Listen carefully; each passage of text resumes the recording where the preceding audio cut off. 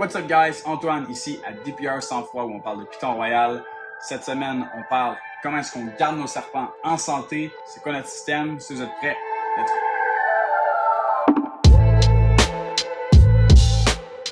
Alright, donc dans les dernières semaines, on a parlé un petit peu de comment choisir les génétiques avec lesquelles vous voulez travailler, comment construire une vision pour le futur. Là, on va vraiment parler de quelque chose de concret. Donc, comment est-ce qu'on les garde, ces serpents-là, qu'on achète? À la base, il y a plusieurs manières de garder des serpents. On peut les garder en terrarium, on peut les garder dans des racks comme ça. Ce qui arrive souvent pour un néophyte, quelqu'un qui va rentrer dans l'industrie, il va voir un système comme ça de bacs, puis on va se dire tout de suite, mon Dieu, mais ça n'a pas de bon sens, on garde des serpents dans des bacs, ils n'ont pas accès à la lumière, ils ne vont pas à l'extérieur. Il faut comprendre que les pythons royaux, dans la nature, c'est un serpent qui est très différent de beaucoup d'autres espèces. En fait, c'est un serpent qui, premièrement, est nocturne, et deuxièmement, c'est un animal qui va, être un prédateur d'embuscade. Donc, ce que ça veut dire, c'est qu'il va se tenir dans un terrier sans bouger, il va attendre qu'une proie passe devant pour l'attraper. Et ce que ça veut dire par là, c'est que c'est pas un serpent qui va chasser, qui va se promener beaucoup, comme par exemple un serpent roi ou d'autres espèces de serpents qui vont être beaucoup plus actifs à ce niveau-là. C'est vraiment un animal qui bouge pas beaucoup. Dans la nature, tu verras jamais un python royal se promener comme ça à l'extérieur, à part peut-être si tu es chanceux que tu vois un mâle qui cherche une femelle. Mais autrement, ça va vraiment être un animal qui va vivre dans des trous dans le sol, donc dans les termitières, dans les trous d'autres animaux qui parfois on va avoir mangé au préalable. Et ils vont rester là et on les verra jamais. Donc c'est des animaux qui bougent pas énormément et comme ils sont nocturnes, ils vont pas vraiment aller au soleil.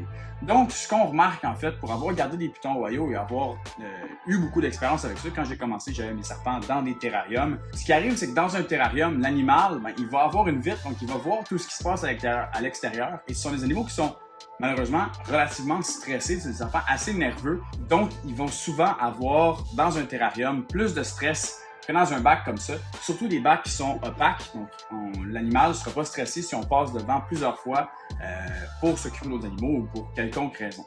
Donc ça, c'est une chose. Deuxièmement, ce qui arrive, c'est que ces systèmes de racks-là, celui-ci est un Freedom Breeder, c'est des racks comme ça qui sont faits expressément pour la garde en captivité de reptiles, mais précisément pour les pythons royaux. En fait, donc à l'arrière, si je tire un bac, vous allez voir, donc à l'arrière, ici, on a une plaque chauffante qui va donner un apport en chaleur par le dessous. Donc, c'est ce qu'on appelle en anglais du belly heat. Donc, c'est de la chaleur qui va être directement sur la bédaine. Et les reptiles, évidemment, sont des animaux à sang froid. Donc, ils ont besoin de cette chaleur-là pour que leur métabolisme fonctionne, pour leur digestion. Et la chaleur part en dessous. Mais c'est vraiment l'idéal. Donc, les paramètres là-dessus, c'est super simple. Il faut juste mettre un thermostat en haut. On met la probe en arrière. On installe nos systèmes. Et directement, ça fonctionne. C'est vraiment quelque chose qu'on ne peut pas vraiment faire tant que ça d'erreur avec ça. Tandis qu'en terrarium, souvent, on va avoir un problème d'humidité. L'animal va souvent être stressé. On va avoir beaucoup de problèmes au niveau de la mue, de nourrir, la reproduction. Les terrariums, ça a peut-être l'air d'une belle idée, mais c'est pas nécessairement la meilleure chose. Le système de rack, que ce soit un rack professionnel comme ça, que ce soit un rack en PVC comme celui-là ici, ou un rack en mélamine, en bois ou peu importe, c'est toujours préférable d'y aller avec un système de rack. Je peux comprendre que vous avez un serpent, c'est peut-être pas le plus beau, mais pour une reproduction, c'est vraiment ce que je conseille. Ensuite de ça, une fois que vous avez votre rack, nous, ce qu'on utilise comme substrat, c'est du coco husk, donc c'est des chunks de coco. Il y a plusieurs types de substrats possibles.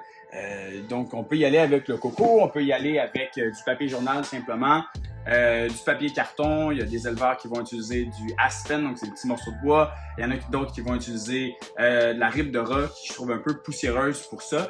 Il va y avoir d'autres personnes qui vont utiliser du aspen chip. Il y a une panoplie de différents substrats qui peuvent être utilisés, mais ce qu'on remarque en fait souvent, c'est que les serpents vont se sentir à l'aise dans un substrat qui est un petit peu lousse, qui va leur permettre de sentir quelque chose autour d'eux. Sur un papier ou sur un Scott Towel ou un carton, avec mon expérience personnelle, j'ai réalisé que l'animal souvent va avoir plus tendance, quand on ouvre le bac, à stresser parce qu'il n'est pas si à l'aise que ça dans son environnement. Et une autre raison pour laquelle on utilise le coco puis qu'on aime beaucoup le coco, c'est surtout que au niveau de l'humidité, mais c'est pas un substrat qui va pourrir. Donc quand on ajoute de l'humidité, surtout en hiver, les pièces deviennent très sèches. Ajouter de l'humidité là-dedans, ça pose pas de problème.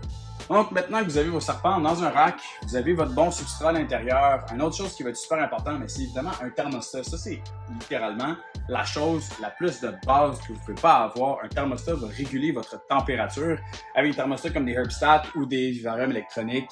Comme ça, vous pouvez également avoir un changement de température de nuit. Et ça, c'est très important pour les cycles de reproduction. On va parler de ça éventuellement dans les semaines à venir. Mais d'avoir un night drop, donc une descente de température la nuit, ça aide énormément à stimuler les femelles au niveau de la croissance des follicules. C'est pas nécessaire, mais c'est un grand ajout. Et souvent, mais quand il y a des gens qui vont avoir des problèmes avec des infections respiratoires, des mauvaises mues, des animaux qui mangent pas bien, on va souvent avoir un cas de soit trop froid, soit trop chaud, soit trop sec. Avec, évidemment, le niveau d'humidité n'a pas rapport au thermostat, mais c'est un des aspects. Mais souvent, ça va avoir rapport si un animal ne mange pas ou peut tomber malade de cette aspect parce que c'est trop chaud ou trop froid. Avoir un thermostat, c'est super important et s'armer d'un fusil à température directement, comme ça. Ça, c'est super pratique, honnêtement, pour regarder la température de nos animaux. On peut juste ouvrir.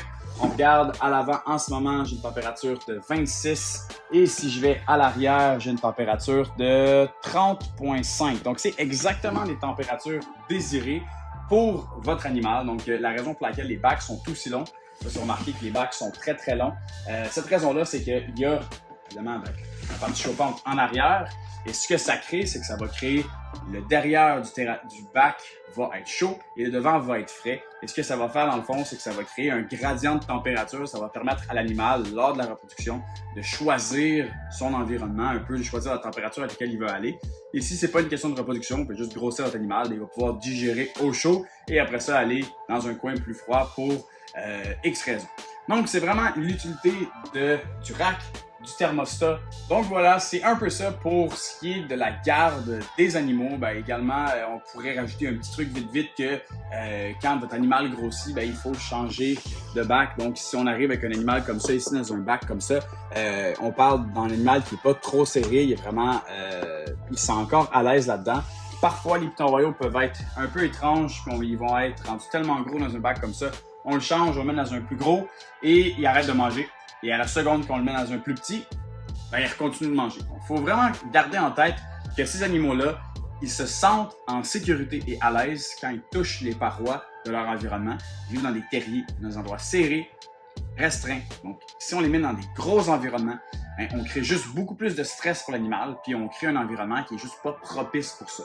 Il y a un mot qui s'appelle l'anthropomorphisme, puis on l'utilise beaucoup trop. Plus on travaille avec des animaux, plus c'est quelque chose de frustrant.